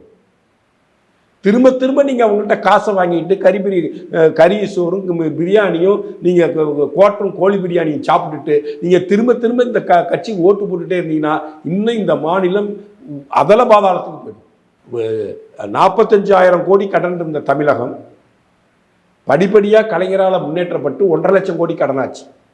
அப்புறம் ஜெயலலிதா அம்மா ஆட்சிக்கு வந்து 10 வருஷம் இருந்தாங்க. இந்த 10 வருஷத்தில் கடன் 3 லட்சம் கோடி தான். இதில் கிட்டத்தட்ட ஒரு 2 ஆண்டுகள் மாநிலம் வந்து கொரோனா கட்டுப்பாட்டில் இருந்துச்சு, கொரோனா லாக்டவுனில் இருந்துச்சு. அப்போ தேவைக்கு கொஞ்சம் கடன் வாங்கப்பட்டதாக எடப்பாடி சொன்னார், 3 லட்சம் கோடி. இந்த 3 லட்சம் கோடி கடனை வாங்கி ஒவ்வொரு தமிழனின் தலையிலும் இப்போ 10,000 ரூபாய் 20,000 கடனை வச்சு போயிட்டாங்கன்னு பிடிஆர் பழனிவேல் ஒரு அறிக்கை ஒன்று வெளியிட்டார், வெள்ளை அறிக்கை. இன்னைக்கு 3 வருஷத்தில் 3 லட்சம் கோடி வாங்கிட்டாங்க, 3.5 லட்சம் கோடி. இன்னைக்கு 8.5 லட்சம் கோடி ஆயிடுச்சு. இன்னொரு இந்த 2 வருஷத்துக்குள்ளே இன்னொரு 3 லட்சம் கோடி வாங்கிடுவாங்க. ஸோ தமிழ்நாட்டில் நாளைக்கு சம்பளம் போட காசு இருக்காது. சம்பளம் போட காசு இல்லையா, டாஸ்மாக் சரக்கை வந்து இன்னும் விலையை ஏற்று, அந்த விலையை கொடுத்து குடிக்கிறவன் குடிக்கட்டும். அந்த விலைக்கு வாங்கி குடிக்க முடியாத தகுதி இல்லாதவன் கள்ளசாராயம் நம்ம ஒன்றிய செயலாளர் விற்கிறான், நம்ம நகர செயலாளர் விற்கிறான், அவன்கிட்ட போய் கள்ளசாராயத்தை குடிச்சுக்கிட்டோம். கள்ளச்சாராயம் குடிக்கிறதுக்கு முடியலையா, கஞ்சா குடிக்கட்டும், அதையும் நம்ம நகர செயலாளர் தான் விற்கிறான், நம்ம ஒன்றிய செயலாளர் தான் விற்கிறான். அவன் குடும்பம்லாம் எப்படி நல்லா இருக்கிறது? எப்படியோ போதையை விற்று இந்த மக்களை முட்டாளாக்கி, இந்த மக்களை மூளையை இழக்க செய்து, மூளையை பலம் இழக்க செய்து, இந்த மக்களை சிந்திக்கும் திறனற்றவர்களாக்கி நம்ம ஆட்சி கட்டலாம் பண்ணணும். நம்ம பொண்டாட்டி புள்ள எல்லாம் நல்லா இருக்கணும். பொண்டாட்டிக்கு ஒரு வாட்டர் கம்பெனி ஆரம்பித்து கொடுத்தாச்சு, அது வந்து எல்லா டாஸ்மார்க்கும் அந்த ஸ்ப்ரிங் வாட்டர் தான் போகும். அனைத்து அரசு விழாவுகளும் ஸ்ப்ரிங் வாட்டர் தான். தண்ணியை வச்சு நம்ம தான் சம்பாதிக்கணும், நிலத்தை வச்சு நம்ம தான் சம்பாதிக்கணும், சினிமா வச்சு நம்ம தான் சம்பாதிக்கணும், எல்லா விதத்திலும் நம்ம சம்பாதிச்சுக்கணும். நம்ம ஆளுங்க அவன் திறமைக்கு அவன் சம்பாதிச்சு நல்லா இருக்கணும். ஆனால் நம்மளை கேள்வி கேட்டக்கூடாது, நம்மளை கேள்வி கேட்டுட்டாக்கா நம்மளால பதில் சொல்ல முடியாது. நீ சம்பாரிச்சிக்க, உன்னை நான் கேள்வி கேட்க மாட்டேன், என்ன நீ கேள்வி கேட்காத. நீ அமைச்சரா, உன் மாமா மாவட்ட செயலாளர், நீ எம்எல்ஏவா, உன் உள்ள எம்பி, சேர்ந்து குடும்பமாக கூட்டு சேர்ந்து கொள்ளை அடிக்கப்பா, என்ன கேள்வி கேட்காத, என் குடும்பத்தை டிஸ்டர்ப் பண்ணாத. இதுக்கு தான் ஒரு முதலமைச்சர் இங்கே இருக்கார். இதை தமிழக மக்கள் புரிஞ்சுக்கணும், தெரிஞ்சுக்கணும். இதை புரிஞ்சிக்காம தெரிஞ்சிக்காம இன்னும் திரும்ப திரும்ப திமுக ஓட்டு போட்டால் நாசமாக போயிடுவீங்க. உங்கள் எதிர்கால சந்ததிக்கு ஒன்றுமே மிஞ்சாது. இப்போ எனக்கு நீங்கள் சொல்கிற மாதிரி ஸ்டாலின் அவர்கள் இப்போ அடுத்து உதயநிதி ஸ்டாலின் அவர்கள் தான் வந்துட்டு பொறுப்பு முதலமைச்சர் அப்படின்னு சொல்கிறாங்க. அடுத்த எலெக்ஷன்லலாம் வந்து அவர் தான் முதலமைச்சராக இருக்க போகிறாரு அப்படிங்கிற அளவுக்கு வந்துட்டு சொல்லிட்டு இருக்காங்க. ஆனால் இந்த திமுகவில் ஆரம்பத்திலேருந்து இருக்கக்கூடிய மூத்த தலைவர்கள் நிறைய பேர் இருக்காங்க திமுகலாம். ஏன் இவங்க யாருமே வந்து அவங்களுக்கான அந்த இடத்த வந்து கேட்கவே மாட்டேங்கிறாங்க? எதுக்கு கேட்கணும்?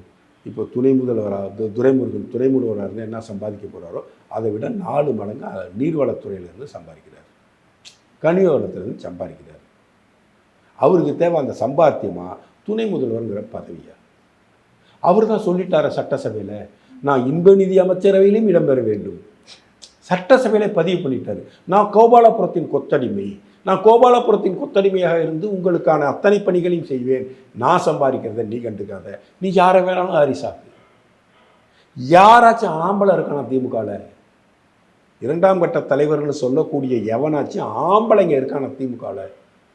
ஒரு ஆம்பளை இல்லை, எவனும் ஆம்பளை இல்லை, எவனும் மனுஷன் இல்லை, எவனுக்கும் மனிதத்தன்மை கிடையாது, எவனுக்கும் இந்த நாட்டு மக்களையோ நாட்டு மக்கள் மேலேயோ நம்ம ஓட்டு அளித்த வாக்காளர்கள் மேலேயோ எந்த பயமும் கரிசனமும் அக்கறையும் எதுவும் கிடையாது.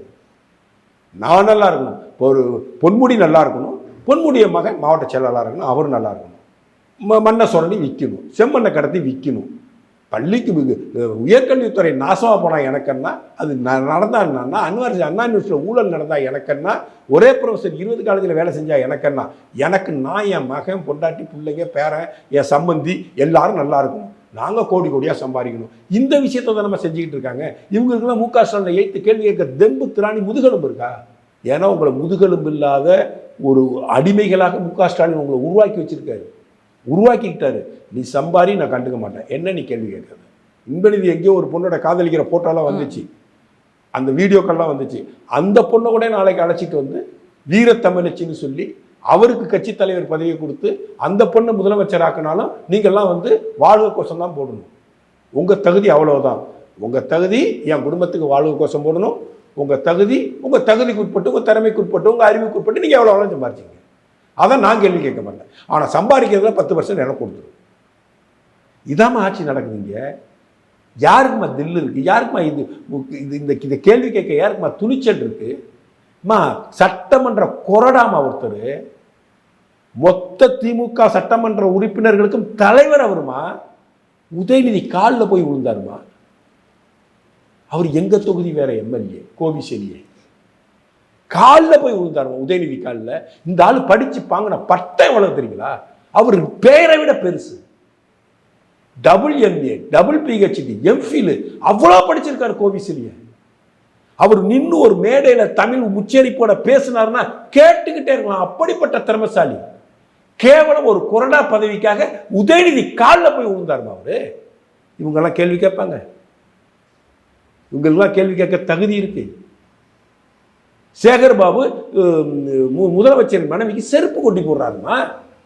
எல்லாம் இவங்க கேள்வி எப்படி கேட்பாங்க? பதவிக்கும் அவங்க எப்படி தன்னுடைய அதிகாரத்தை நிலைநாட்டுவாங்க? அவங்க எப்படி தன்னுடைய இருப்பை தக்க வைக்க முயற்சி பண்ணுவாங்க? எனக்கு தகுதி இல்லையா? நான் துணை முதலமைச்சராக இருக்க எனக்கு தகுதி இல்லையான்னு கேட்கக்கூடிய ஒரு தகுதி படைத்தவன் திமுக இருக்கானமா? கொத்தடிமைகள் மட்டுமே திமுக. அடிமட்ட தொண்டன்ல இருந்து மேல்மட்ட தலைவர்களை திமுகவில் இருப்பவர்கள் அனைவரும் கொத்தடிமைகள், கோபாலபுரத்தின் கொத்தடிமைகள். ஸ்டாலின் என்ன செஞ்சாலும் அவங்களுக்கு சரிதான். இங்க ஏன்டா கள்ளச்சாராய சாவு நடக்குதுன்னா குஜராத்தில் நடந்தது, உத்தரப்பிரதேசத்தில் நடந்ததும்பா. வீட்டுல உன் பக்கத்தூர்ல செத்து போயிட்டான்டா, அதை பத்தி பேசுறான். குஜராத்தில் இதை விட ஒருத்தன் அதிகமா செத்துருக்கான், உத்தரப்பிரதேசத்தில் இதை விட 2 பேர் அதிகமா செத்துருக்கான். இதை பேசுவானுங்க. இங்க நடக்கிறத பேசுறதுக்கு துப்பு கட்ட மனிதர்கள். அநியாயம் நடக்குது, அட்டூழியம் நடக்குது, ஒரு அரசாங்கம் செயல்படாமல் இருக்குது. இதை கேள்வி கேட்க வேண்டிய இடத்துல இருக்க வேண்டிய எதிர்கட்சி ஊமையாகி தன் கட்சியை காப்பாற்றிக் கொள்ளவும் தன்னை காப்பாற்றிக் கொள்வதற்கும் திமுக கொண்டு போய் எடப்பாடி அண்ணா திமுகவை அடவு வச்சுட்டார். அப்பக்கப்ப ஏதாச்சும் ஒன்று பேசுவார், பேசிட்டு விட்டுருவார், எதை பத்தியும் கண்டுக்க மாட்டார். ஸ்டாலின் சொல்றாரு, எடப்பாடி செய்கிறாரு.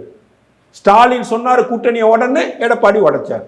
ஸ்டாலின் சொன்னாரு கட்சியை உடனாரு, எடப்பாடி உடைச்சார். 2 திராவிட கட்சிகள் நாங்க பங்காளிகள். நாங்களாம் பங்காளிங்க ஒண்ணு கூடி இந்த மாநிலத்தை குட்டிச்சோறாகணும், இந்த மாநிலத்தை புதக்குழியில தள்ளணுங்கிற ஒற்றை நோக்கத்தோட செயல்பட்டு இருக்காங்க. இதுல இருந்து மக்கள் எப்ப விழிப்புணர்வு அடைய போறாங்கிறது தான் நம்மளுடைய $1 மில்லியன் கேள்வி. அதற்காக தான் தலைவர் அண்ணாமலை ராப்பகலா உழைச்சிக்கிட்டு இருக்காரு. இது எப்ப அவங்க மண்டையில போய் சேர்ந்து அவங்க மண்டையில சிந்திச்சு அவங்க செயல்பட்டு எப்ப மாற போறாங்கிறது தான் நம்மளுடைய இலக்க பயணமாக நம்ம பயணம் பண்ணிட்டு இருக்கோம். Okay sir. ஸோ இன்னொரு பக்கம் பார்க்கும்போது வந்துட்டு நீங்கள் சொல்கிற மாதிரி வெறும் திராவிட கட்சிகளே ஆண்டுகிட்டு இருக்காங்க அப்படிங்கிற மாற்று கட்சி இருந்தால் நல்லா இருக்கும், ஒரு மாற்று அரசியல் தலைவர் இருந்தால் நல்லா இருக்கும் நிறைய மக்களுக்கு தோணிகிட்டே இருக்கு. திடீர்னு வந்து நடிகர் விஜய் கட்சியை ஆரம்பிச்சிட்டோம், 26 எலெக்ஷனில் வந்து போட்டியிட போகிறோம் அப்படிங்கிற மாதிரியான விஷயங்கள்லாம். ஆனால் பேசிக்காக இப்போ ஒரு கட்சியை ஆரம்பிச்சுட்டு இப்போ அடுத்து மாநாடும் அறிவிச்சிட்டாங்க. ஒரு அரசியல் கட்சி தலைவராக, ஒரு அரசியல் தலைவராக விஜயால் நிற்க முடியும்னு நினைக்கிறீங்களா? எனக்கு நம்பிக்கை இல்லைம்மா. அவர் மோர் சென்சிட்டிவ் பர்சன். ஒரு அழுகக்கூடிய அவர் படத்தில் வேலை செஞ்ச ஒரு கோடைரக்டர்கிட்ட சொன்னார், ஒரு அழுகுறாப்புல சீனு இல்லை, ஒரு ரொம்ப சென்டிமெண்ட் சீனு இல்லை, பிரச்சனைக்குரிய சீனு இல்லை, டூப்பு போட்டு எடுக்கிற சீனு, இதெல்லாம் இருந்தால் க்ரௌடு இருக்கக்கூடாதுன்னு க்ரௌடு பயப்படுவார். அவர் க்ரௌடே இருக்கக்கூடாது, க்ரௌடு இல்லாமல் நடிக்கணும்னு ஆசைப்படுவார். பட் ஒரு சிறந்த நடிகர், அதெல்லாம் எனக்கு வந்தாத மாற்று கருத்தும் இல்லை. மிகப்பெரிய உச்ச நட்சத்திரம், தமிழ்நாட்டினுடைய அசட்டு விஜய். அதனால் எந்த மாற்று கருத்தும் எனக்கு இல்லை சினிமாவில். ஆனால் அரசியலில் அசடு விஜய், அதுலேயும் எனக்கு எந்த விதமான மாற்று கருத்தும் இல்லை. ஏன்னா விஜய் வந்து ஒரு அரசியல் நிலைப்பாட்டை எடுக்கிறாங்கன்னா என் எதிரி யாருன்னு ஃபிக்ஸ் பண்ணுவோம். கமலஹாசனுடைய அரசியல் நிலைப்பாட்டை தான் திரு விஜய் எடுக்கிறார் என்பது என்னுடைய பார்வையாக இருக்குது, என்னுடைய கணிப்பாக இருக்குது.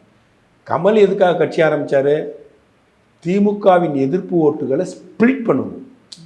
சீமான் திமுகட்ட காசை வாங்கிட்டு கொஞ்சம் ஸ்பிளிட் பண்ணுறாரு, அண்ணா திமுகவுக்கு கொஞ்சம் ஸ்பிளிட் ஆகி போகுது. பிஜேபி போராடி கொஞ்சம் ஸ்பிளிட் பண்ணுறாங்க. இது ஒட்டுமொத்தமாக பிஜேபி பக்கமோ இது ஒட்டுமொத்தமாக அதிமுக பக்கமோ போயிடாமல் சீமானுக்கு காசை கொடுத்து கொஞ்சம் பிரி, கமலஹாசன் ஒருத்தனை தூண்டிட்டு கட்சி ஆரம்பித்து கொஞ்சம் பிரி. அப்போ எதிர்ப்பு ஓட்டுகள் கன்சால்டேட் ஆகாமல் போயிடும். கன்சால்ட் ஆகாமல் பிரிஞ்சு போகிறப்ப நம்ம ஈஸியாக வெற்றி பெற்றலாம். இது திமுகவினுடைய கணக்கு. இந்த கணக்குக்காக கட்சி ஆரம்பித்தவர் தான் கமலஹாசன். அதே கணக்குக்காக தான் விஜயும் கட்சி ஆரம்பிச்சிருக்காரோன்னு எனக்கு ஒரு டவுட் இருக்கு. ஏன்னா இவர் வந்து ஒன்றியம் பேச ஆரம்பிச்சிட்டார். ஒன்றியம் பேச அங்கேயே முடிஞ்சிருச்சு. ஏன்னா கமலஹாசன் வேற சொல்லியிருக்காரு, நான் சொல்லி தான் விஜய் கட்சி ஆரம்பிக்கிறாரு. அப்பார் சொல்லி கேட்கல, எஸ்.ஏ. சந்திரசேகர் சொல்லி கட்சி ஆரம்பிச்சப்ப எஸ்.ஏ. சந்திரசேகரை வீட்டை விட்டு வெளியே அனுப்பிட்டார். ஆனால் நான் தான் ஆரம்பிக்க சொன்ன தம்பி விஜயை கட்சி ஆரம்பிக்க சொன்ன கமல் சொன்னப்ப இதுக்கு மறுப்பே சொல்ல விஜய். ஸோ இது எல்லாத்தையும் கூட்டி கழிச்சு பார்த்தாக்கா திராவிட கட்சிகளுக்கு பாதுகாப்பு, திமுகவுக்கு பாதுகாப்பு அளிப்பதற்காக திமுகவின் எதிர்ப்பு வாக்குகளை தன்வசப்படுத்தி அதை பிரித்து எதிர்கட்சிகளுக்கு அந்த பலன் கிடைத்து விடாமல் இருப்பதற்காக ஒரு அரசியல் கட்சியை விஜய் துவக்கி இருக்கிறாரோ என்ற சந்தேகம் எனக்கு இருக்கு. இல்லைன்னா இங்கே நடக்கிற அட்டூழியம் குறித்து ஒவ்வொரு நாளும் பேசணுமா? சீமான் திமுக காசு வாங்குறாரு, திமுக காசு வாங்குறாரு, வெட்ட வெளிச்சமான உண்மை. இருந்தாலும் தினம் தினம் ஒவ்வொரு பிரச்சனையை பற்றி பேசுறாரா இல்லையா? தினமும் ஒரு பிரச்சனையை பேசுறாரு. எடப்பாடி வந்து ஸ்டாலின் சொல்றபடி தான் கட்சி நடத்துறாரு. இருந்தாலும் தினம் ஏதோ ஒரு பிரச்சனையை பேசுறாங்க, தங்கள் இருப்பை தக்க வச்சுக்க. விஜய் கட்சி ஆரம்பிச்சிட்டாரு, கொடியை இன்ட்ரோடியூஸ் பண்ணிட்டாரு, 2026 தேர்தலில் போட்டி போட போற சொல்லிட்டாரு, முதலமைச்சர் ஆகும்னு சொல்லிட்டாரு. தினம் நடக்கக்கூடிய நிலைப்பாடுகள் குறித்து விஜய் என்னைக்காச்சும் டெய்லி கருத்து சொல்லியிருக்காரா? அவர் கருத்து சொன்ன ஒரே விஷயம், நீட்டு வேண்டாம், பொதுப்பட்டியலில் இருக்கிற கல்வியை மாநில பட்டியலுக்கு மாத்து. இதை தவிர வேற ஏதாச்சும் சொன்னாரா? இது மத்திய அரசாங்கத்துக்கு எதிரானது. ஸோ மோடியை யார் எதிர்க்கிறாங்க? பாரதிய ஜனதா கட்சி யார் எதிர்க்கிறாங்க? திமுக எதுக்குது, திமுக கூட்டணி கட்சிகள் எதுக்குது, கமலஹாசன் எதுக்குறாரு, பிரகாஷ் ராஜ் எதுக்குறாரு, நம்மளே எதுக்கும். ஆனால் இந்த விசிலடிச்சாங்க குஞ்சுகள் அவருடைய ரசிகர்கள் அவருக்கு ஒரு 8% ஓட்டு போடுவாங்க. ஒரு வீரநாட்டம் விஜயகாந்த் ஆட்டம் வரணுமா? உனக்கு வீரனா வா. நான் வந்து எல்லாருக்கும் தனி, நான் தனித்தன்மையானவன். எங்க தப்பு நடந்தாலும் நான் தட்டி கேட்பேன்னு சொல்லு. நீ பிஜேபி அரசாங்கம் தப்பு செஞ்சா தட்டி கேளு, உனக்கு அந்த தகுதி இருக்கு. ஒவ்வொரு இந்தியனுக்கும் அந்த தகுதி இருக்கு. காந்திய விமர்சனத்துக்கு உட்பட்டவர் தான், காமராஜரை விமர்சனத்துக்கு உட்பட்டவர் தான். யாரும் பொது வாழ்க்கைக்கு வந்தா விமர்சனத்துக்கு அப்பாற்பட்டவர்களுங்க யாருமே கிடையாது. நீ விமர்சனம் செய், ஆனால் எல்லாத்தையும் விமர்சனம் செய். அப்பதான் மக்கள் உன்னை நம்புவான். நான் உனக்கு ஓட்டு போடுறவன் எல்லாம் 30 வயசு கீழே உள்ளவன் தான் விஜய்க்கு ஓட்டு போடுவான். அவன் 35 வயசாகி குடும்பம் குழந்தை குட்டின்னு மாறிட்டானா விஜய் விட்டு வெளியே போயிடுவான், சீமான் விட்டு வெளியே போயிடுவான். ஏன்னா இவன் பேசுகிற அரசியல் எதுவுமே 35 வயசில் ஒரு குடும்பஸ்தனுக்கு ஏற்புடைய அரசியல் அல்ல. நீங்கள் விஜய் வாங்க, வந்து அண்ணா யூனிவர்சிட்டியில் நடந்திருக்கிற இந்த விஷயத்தை பற்றி பேசுங்க. இந்து சமய அறநிலையத்துறை சட்டம் என்ன சொல்லுது? இந்து சமய அறநிலையத்துறைக்கு இந்து கோயில்கள் இருக்கிற உரிமை என்ன? கணக்கப்புள்ள உத்தியோகம் தானே அவன் பார்க்கணும். அவன் ஏன் சொத்து ஏன் சொத்து ஏன் சொத்துன்னு சொல்கிறான்? கேள்வி கேளு. நடக்கிற கொலைகள் சம்பந்தமா கொள்ளைகள் சம்பந்தமா அரசாங்கத்தின் சட்ட ஒழுங்கு சரியில்லைன்னு துணிவு இருந்தால் சொல்லு. ஆம்பளையாக இருந்தால் திரு விஜய் இதையெல்லாம் கேள்வி கேட்கணும். அப்பதான் நீ ஒரு அரசியல் கட்சி தலைவனாக ஏற்கப்படுவாய். இல்லை என்றால் நீ ஒரு நடிகனாக மட்டுமே ஏற்கப்படுவாய். நீ நல்ல நடிகன் என்பதில் எங்களுக்கு எந்த விதமான இருவேறுபட்ட கருத்தும் இல்லை. நீ நடிகனாக இருக்கலாம். இன்னும் 10 வருஷம் உனக்கு ஃபீல்டு இருக்கு. இந்த 10-15 வருஷம் இந்த ஃபீல்டில் நின்று தனிக்காட்டு ராஜாவாக இங்கே வந்து சூப்பர் ஸ்டாரை நிலைத்து இருக்கக்கூடிய அத்தனை தகுதியும் உனக்கு இருக்கு. அதை நீ சிறப்பாக செய்யலாம். நீ அரசியல்வாதியாக மாறணும், முதலமைச்சராக மாறணும், முதலமைச்சராக இருந்து இந்த நாட்டு மக்களை ஆட்சி செய்யணும்னா எல்லா பிரச்சனையும் பற்றி பேசு. இங்கே மாநில அரசாங்கத்தால் நடக்கக்கூடிய அட்டூழியங்கள் நேரடியாக மாநில மக்களை பாதிக்கும். கிட்டத்தட்ட இன்ஜினியரிங்கில் வந்து 40,000 இடங்களுக்கு மேலே இருக்கு. ஸோ 40,000 மாணவர்களின் கல்வி பாதிக்கப்படுது. 40,000 மாணவர்களின் வழிநடத்தக்கூடிய ஆசிரியர்கள் ஃபோர்ஜரியா இருக்கான், 420 இருக்கான். அதை கண்காணிக்கக்கூடிய யூனிவர்சிட்டி அதை காணாமல் கடந்து செல்கிறது. அதை கண்காணிக்கக்கூடிய கல்வித்துறை அமைச்சர் செம்மன் திருடிக்கிட்டு இருக்கான். இதை பேசு. இதை பேசுறதுக்கு விஜய்க்கு துப்பு இல்லைன்னா நீ எதை பேச போற? ஸ்மார்ட் வகுப்புகளில் அந்த போர்டு வாங்கினதுல ஆரம்பிச்சு ஆசிரியர்கள் நியமனம் வரைக்கும் ஊழல் நடந்திருக்கு. கொரோனா காலகட்டத்தில் இல்லம் தேடி கல்வின்னு ஒரு விஷயம் ஆரம்பிச்சாங்க. அதில் 1500 சம்பளத்துக்கு வேலை செஞ்சவனுக்கெல்லாம் 9,000 ரூபாய் கன்சல்டேட் சேலரி பற்றி எல்லாரையும் உள்ளே கொண்டு வந்திருக்கானோ ஸ்மார்ட் வகுப்புகள் நடத்த. அவனுக்கு என்ன பயிற்சி இருக்கு? அவனுக்கு அந்த ஸ்மார்ட் போர்டை பற்றி என்ன தெரியும்? அதை எப்படி மாணவர்களுக்கு கொண்டு சேர்ப்பான்? இதெல்லாம் சிந்திக்க வேண்டாமா? மற்ற மாநிலங்களில் 16,000 ரூபாய் 20,000 ரூபாய் சம்பளம் கொடுத்து அதே ஸ்மார்ட் வகுப்புகளுக்கு ஆசிரியர்களை நியமிக்கிறாங்க. ஸோ மாணவர்களின் நலன் காப்பதற்காக நீ மாணவர்களை வச்சு தானே அரசியல் நிலைப்பாடே எடுத்திருக்க. முதல் மார்க் எடுத்த மாணவர்லாம் கூப்பிட்டு அவார்டு கொடுக்குறல, பரிசு கொடுக்குறல, அவங்க இப்போ மாணவர்களை பெற்றோர்லாம் வந்து கட்டி பிடிச்சி போட்டோலாம் எடுத்து இல்லை. அந்த மாணவர்களுக்கு துரோகம் நடக்குது.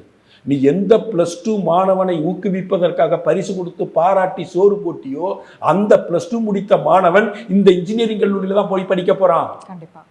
அந்த மாணவனுக்கு துரோகம் நடக்குது. இதை நீ கேள்வி கேட்கலன்னா நீ எதை கேள்வி கேட்க போற? நீ என்ன திட்டமிடுற? இந்த +2 படிச்ச மாணவன் தான் நாளைக்கு ஓட்டர். அவனை கூப்பிட்டு நம்ம பணம் கொடுத்தோம்னா, அவனை கூப்பிட்டு நம்ம சோறு போட்டோம்னா, அவன் அப்பாயால கட்டி பிடிச்சிட்டு போட்டோ எடுத்தோம்னா அந்த ஓட்டெல்லாம் நம்ம வாங்கிடலான்னு ஒரு கணக்கு போட்டு தான் நீ அதை செய்யற. தப்பு இல்லை, அதுவும் அரசியல் நிலைப்பாடு, நீ செய். ஆனா அந்த மாணவன் நேரடியா பாதிக்கப்படுறாங்க. அதை கேள்வி கேளு, அதுக்கு அரசாங்கத்தை எதிர்த்து போராட்டம் கெடு. அந்த மாணவன் +2 படிச்சு இந்த வருஷம் +2 படிச்ச மாணவன் அதே கல்லூரி பேராசிரியர் தான் நம்ம படிக்க போறான். ஒரு இன்ஜினியரிங் காலேஜ்னா ப்ரொஃபஸர் இத்தனை பேர் இருக்கணும், அவனுக்கான கல்வி தகுதி PhD முடிச்சிருக்கணும், MPhil முடிச்சிருக்கணும், MPhil போஸ்ட் கிராஜுவேட் முடிச்சிருக்கணும், இப்படின்னு ஒரு கேட்டகரி இருக்கு. ஒரே ஆசிரியர் 11 கல்லூரியில் வேலை செய்கிறான். 350 பேர் இந்த கொள்ளையில் ஈடுபட்டு இருக்கானுங்க. இந்த 350 பேரும் இந்த கொள்ளையில் ஈடுபட்டு எல்லா கல்லூரிலையும் சம்பளம் வாங்கிக்கிட்டு எல்லா கல்லூரிலையும் ஆசிரியராக வேலை செய்தது போல ஒரு ஊழல் பண்ணியிருக்கிறான். ஆனால் இவன் ஒரு கல்லூரியில் வேலை பார்த்துருந்தான்னா இன்னொரு 1000 பேருக்கு வேலை கிடைச்சிருக்கும்ல. கண்டிப்பாக இன்னொரு 1000 இளைஞர்களுக்கு வேலை கிடைச்சிருக்கும். ME படித்த ஆசிரியர் உதவி பேராசிரியர்களாக வந்திருப்பாங்கல்ல, ஃபேக்கல்ட்டியாக வந்திருப்பாங்கல்ல. 1000 பேர் மாணவர்கள் ME படித்த போஸ்ட் கிராஜுவேட் இன்ஜினியரிங்கில் முடித்த 1000 பேருடைய வேலையை பறித்து இவன் சம்பாரிச்சிட்டு இருக்கான். அதுக்கு கல்லூரி நிர்வாகம் துணை போகுது, அதுக்கு பல்கலைக்கழக நிர்வாகம் துணை போகுது, அதுக்கு அமைச்சரவை துணை போகிறது. இதை கண்டிக்காம நீ எதையா கண்டிக்க போற? இதை பத்தி பேசாம நீ எதையா பேச போற? நீட்டை ஒழிச்சிட்டா இதெல்லாம் ஒழிஞ்சிடுமா? நீட்டை ஒழிக்கணும்னு நினைக்கிறீங்களா மிஸ்டர் விஜய்? சுப்ரீம் கோர்ட்டு போ. ஆண்மை இருந்தால் சுப்ரீம் கோர்ட்டு போ. நான் திரும்ப சொல்றேன், நீட்டை எதுக்கிற ஒவ்வொருத்தருக்கும் நான் சொல்ற பதில், நீங்கள்லாம் ஆம்பளையா இருந்தா உண்மையிலேயே நீட்டு என்பது இந்த மாணவர்களை படுகொலியில் தள்ளுகிறது. இந்த மாணவர்களின் சமூக பொருளாதார ஒடுக்கப்பட்ட பிற்படுத்தப்பட்ட மாணவர்களின் நலனுக்கு எதிராக இருக்கிறது. இந்த நீட்டால் ஏழைப்புற கிராமப்புற மாணவர்கள் பாதிக்கப்படுகிறார்கள். நீ உண்மையிலேயே நினைச்சு அது சம்பந்தமா நீ பேசுறவனாக இருந்தால் நீட்டை எதிர்க்கக்கூடிய எல்லா பயிலும் போக வேண்டிய இடம் சுப்ரீம் கோர்ட். நீங்கள் சொல்கிற மாதிரி தமிழ்நாட்டில் இருக்கக்கூடிய நிறைய பிரச்சனைகள், ஆனால் இதுக்கு யார் குரல் கொடுக்கணும் அப்படிங்கிறது ஒரு பெரிய தொடர்ந்து அண்ணாமலை மட்டும் தான் நம்ம கொடுத்துட்டு இருக்காரு. தொடர்ந்து இங்கே எதிர்கட்சியாக தீர்க்கமாக மக்களை சந்திச்சு மக்கள் மன்றத்தில் போய் ஒவ்வொரு விஷயத்தையும் எடுத்து பேசக்கூடிய மாமனிதனாக ஒரே மனிதன் இருக்கிறான், அவர் திரு அண்ணாமலை மட்டும்தான் இருக்கார். பாக்கி யாரும் இல்லை. அவரோட இணைந்து இருக்கிற GK வாசன் பேசுறார், அன்புமணி பேசுறார், இவங்க தானே பேசுறாங்க. வேற யாரு பேசுறா? வேற எவனையாச்சும் பேச சொல்லுங்க. நீட்டை பேன் பண்ணணும்னா இப்போ அண்ணா யூனிவர்சிட்டியை மூடணுமா இல்லையா? நீட்டில் தப்பு நடந்துச்சு, கொஸ்டின் பேப்பர் லீக் வந்துருச்சு, ஒரு 1000 பேர் அதனால் பெனிஃபிஷியர் இருந்தான். ஆனால் 45,000 மாணவர்களின் வாழ்க்கையை நாசமாக்கின யூனிவர்சிட்டி எப்படி செயல்படலாம்? அண்ணா யூனிவர்சிட்டியை இழுத்து மூடு. இதுவாமா அரசியல் நிலைப்பாடு? இப்படி சொல்கிறது நியாயமாக இருக்குமா? அண்ணா யூனிவர்சிட்டியை இழுத்து மூடு, 45,000 மாணவர்களின் வாழ்வையை நாசமாக்கி அண்ணா யூனிவர்சிட்டியை இழுத்து மூடு அப்படின்னு சொல்கிறதாம்மா போராடுறதும் பேசுறதுமாமா அரசியல் நிலைப்பாடு? அதுக்கு சொல்யூஷன் கொடுக்கணும். என் தலைவன் கொடுப்பான், என் தலைவன் கொடுக்குறான். இனிமேலுக்கு அண்ணா யூனிவர்சிட்டியின் உறுப்பு கல்லூரிகள் அனைத்துக்கும் உங்களோட பேராசிரியர், துணை பேராசிரியர், ஃபேக்கல்ட்டிக்கு உங்களுடைய ரெக்குவயர்மெண்ட்டை எங்கள்கிட்ட கொடுங்க. நாங்கள் இன்டர்வியூ வச்சு நாங்கள் செலெக்ஷன் ப்ராசஸ் பண்ணி அண்ணா யூனிவர்சிட்டி செலக்ட் பண்ணி சம்பளம் ஃபிக்ஸ் பண்ணி ஆளை ஒவ்வொரு கல்லூரிக்கு அனுப்பணும் நிலைப்பாட்டை எடுக்கலாம்ல. அதை கூட செய்யலையம்மா. அப்படி செய்ய போறோன்னு கூட ஒருத்தன் சொல்லியம்மா. VC சொல்ல, மினிஸ்டர் சொல்லல, முதலமைச்சர் சொல்லல, தீராத விளையாட்டு பிள்ளை விளையாட்டுத்துறை அமைச்சர் சொல்லல. அப்படி ஒத்துக்கிட்டா உண்மையிலேயே தப்பு நடந்துச்சுன்னு உண்மையிலே தப்பு நடந்ததுன்னா VC சொல்லிட்டார. அதான் அது அவங்களே ஒத்துக்கிற மாதிரி ஆயிடும் நினைச்சு. ஒத்துக்க ஆம்பளையா இருந்தா, ஆண்மை உள்ளவனா இருந்தா, தவறு நடந்தா தவறுன்னு ஒத்துக்கணுமா? எல்லாரும் தப்பு பண்றவன் தான்மா. மனுஷனா பிறந்த நானே பல தப்புகள் பண்றவன் தான். தப்பு வெளியே தெரிஞ்சு ஐயா சாமி மன்னிச்சுன்னு நான் தப்பு பண்ணிட்டேன். ஒத்துக்கிறவன் தான் ஆம்பளை. தப்பு நடந்துச்சு, தர்மேந்திர பிரதான் என்ன பண்ணாரு? ஒத்துக்கிட்டார், தப்பு நடந்திருக்கு, இதை நாங்கள் கண்டுபிடிச்சி சரி பண்றாரு. அவர் ஆம்பளை. இங்க ஆம்பளைங்க எவனும் இல்லையே. ஒத்துக்கிட்டு இனி உறுப்பு கல்லூரியில் அனைத்துக்கும் ஒவ்வொரு யூனிவர்சிட்டியும் இது அண்ணா பல்கலைக்கழகத்தை மட்டும்தான் நடக்குதா?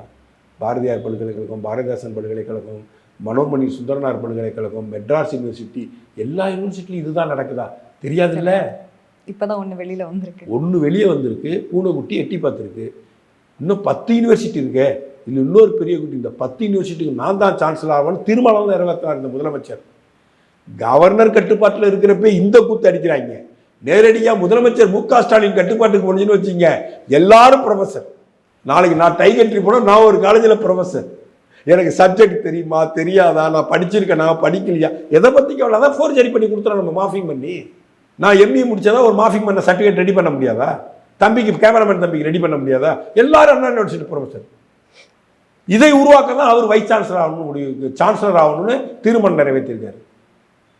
இந்த கல்வியை குட்டிச்சுவராக்கி கல்வி சாலைகளை கொடியவர்களின் கூடாரமாக மாற்றி கல்வி கற்கக்கூடிய மாணவர்களின் நலனில் அக்கறை இல்லாமல் மிகப்பெரிய அநியாயமும் அட்டூழியமும் தமிழ்நாட்டில் நடைபெற்றுக் கொண்டிருக்கிறது.